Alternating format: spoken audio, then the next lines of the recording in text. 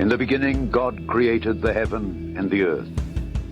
And the earth was without form and void, and darkness was upon the face of the deep. And the Spirit of God moved upon the face of the waters. And God said, "Let there be light." And there was light. And God saw the light that it was good. And God divided the light from the darkness. And God called the light day, and the darkness he called night. And the evening and the morning were the first day. And God said, "Let there be a firmament in the midst of the waters, and let it divide the waters from the waters." And God made the firmament, and divided the waters which were under the firmament from the waters which were above the firmament. And it was so. And God called the firmament heaven. And the evening and the morning were the second day. And God said, "Let the waters under the heaven be gathered together unto one place, and let the dry land appear." And it was so. And God called the dry land earth, and the gathering together of the waters called he seas. And God saw that it was good. And God said, "Let the earth bring forth grass, the herb yielding seed, and the fruit tree yielding fruit after his kind, whose seed is in itself upon the earth." And it was so.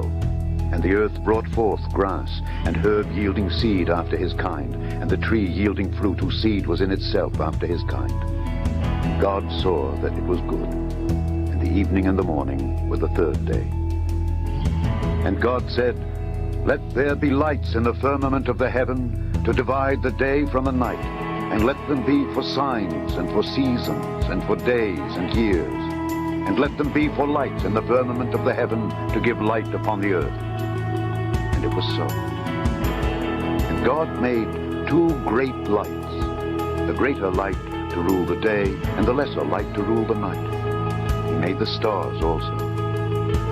And God set them in the firmament of the heaven to give light upon the earth, and to rule over the day and over the night, and to divide the light from the darkness. And God saw that it was good. The wheels within wheels, with eyes all around. Would you like to see the eyes and the wheels all around, and the eyes all over the wheels? I'll show you those eyes. Here are the wheels with the eyes.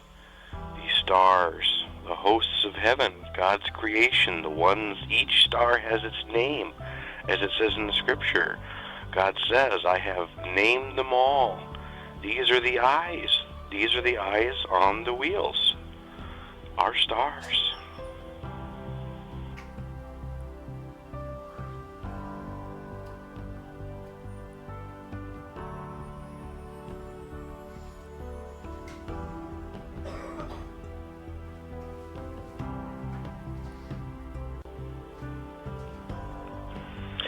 I just can't help but to quote from Isaiah 40:26. "Lift up your eyes on high, and behold who hath created these things, that bringeth out their host by number. He calleth them all by names, by the greatness of his might, for that he is strong in power, not one faileth." This is what people have been missing this whole time, and it's been right in front of our faces in the scripture. This is what God was showing Ezekiel. The wheels within the wheels are the belts that surround Earth. NASA calls them the Van Allen belts. These are the invisible belts of magnetic energy within the torus.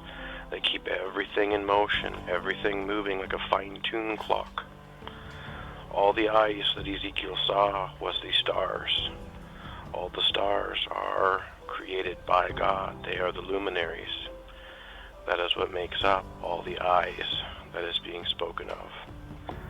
What Ezekiel saw was the absolute pure beauty of our home that God created for us. This is what Satan wants you blinded to. This is the absolute magnificence that Satan doesn't want you to see. This is why they mockingly show you that image in Game of Thrones and other movies, the wheels within the wheels over the flat plain earth. They're showing you the truth right in front of your face, and they laugh because you don't understand and you don't see. This is the beauty, this is the sheer absolute beauty of the world that God created, and He called it good.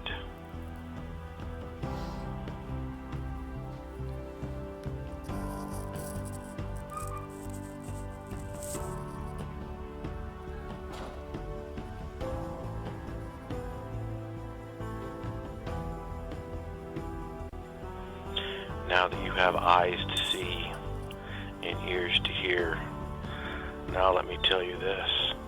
These wheels that we see, these bands that move like a clock, this is how the sun and the moon do what they do.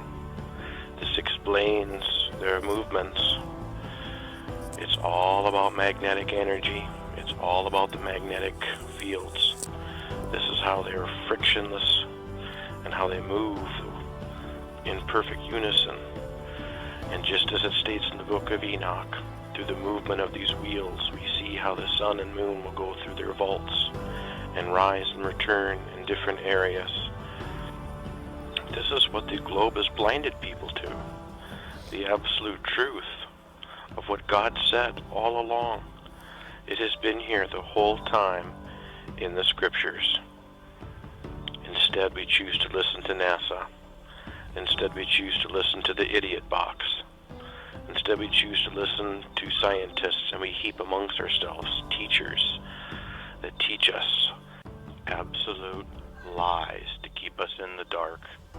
When God's been saying the whole time, just look up. Look up at what surrounds you. I made this for you. That's all God wanted to say. Just take a look. I'm here. I am right above you.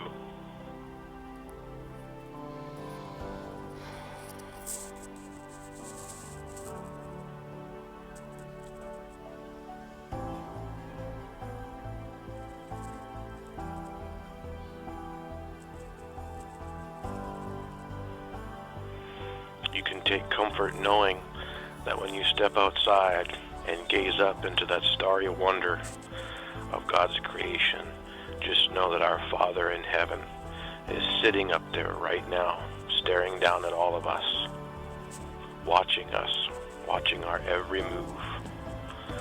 He knows everything that's going on down here. He has not missed anything. And just know and be comforted by the fact that our Father is right there, and He's been there this whole time.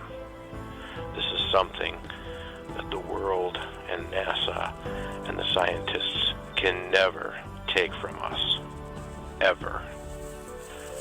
Even the lying powers and signs of Satan that are coming, the lies of the fallen angels and the lies of the world that are going to be ever increasing, will still not rob this from my heart, and they will never rob from me my faith in Jesus Christ, the King of Kings and the Lord of Lords.